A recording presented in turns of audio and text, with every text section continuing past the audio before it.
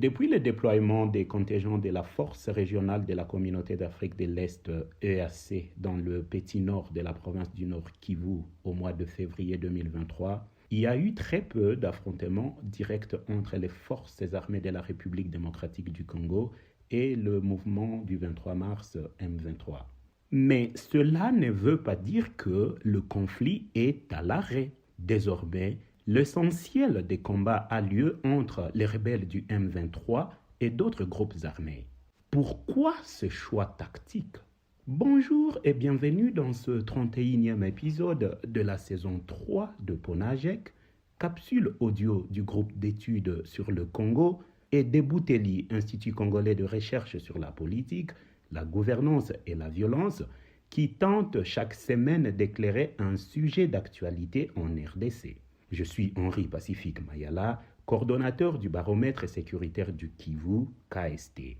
Nous sommes vendredi le 11 août 2023. Depuis le mois d'avril, le M23 concentre la majorité de ses troupes dans les chefferies de Bwito et Bachali à plus de 70 km au nord-ouest de la ville de Goma, près des territoires de Walikale et Lubero. Cette zone apparaît comme un nouvel épicentre des violences alimentées par le M23. Sa principale position est établie à Kibarizo, dans le territoire de Massissi. À 4 heures de marche de là, à Mianja, les FDLR ont récemment établi un de leurs nouveaux bastions. Le plus récent incident est survenu le matin du dimanche 6 août lorsque les combattants du M23 ont attaqué le village de Katsuba en encerclant les sous-villages de Marangara et Rusenze dans la chefferie de Bwito où ils ont tué 11 personnes, dont 9 civils et 2 combattants FDLR. Cette nouvelle dynamique semble démontrer que la principale cible du M23 est désormais les FDLR et les groupes armés alliés issus de la communauté Hutu. Depuis le déploiement des forces de l'EAC en février, le KST a documenté au moins 42 attaques lancées par le M23 contre les Nyatura CMC, tandis que les groupes armés hostiles au M23 l'ont attaqué à 23 reprises. Au total, au moins 111 civils ont été tués dans la zone. Pourquoi ce revirement dans les dynamiques de conflit à l'est de la RDC?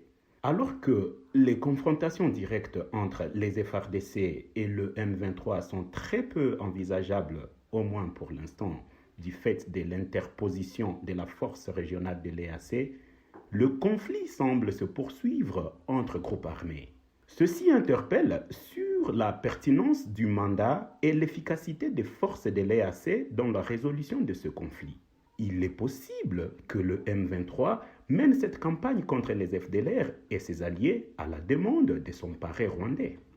On peut aussi se demander si, en l'absence de perspective de règlement politique du conflit, le M23 n'a pas pris le parti de défendre directement ses intérêts. À l'instar de Mianja, plusieurs autres villages proches des zones de déploiement du M23 revêtent une importance historique pour la communauté Tutsi qui y a vécu. Certains réfugiés Tutsi congolais actuellement au Rwanda affirment être originaires de cette zone. Si leur retour était envisagé, ils pourraient vouloir y revenir dans le cas où les FDLR en seraient chassés. La réponse exacte à ces questions demeure dans la tête de Sultani Makenga, le chef militaire de cette rébellion. En attendant la suite, vous pouvez recevoir Ponajek sur votre téléphone chaque vendredi en envoyant JEC ou Ebouteli au plus 243 894 110 542. À la semaine prochaine.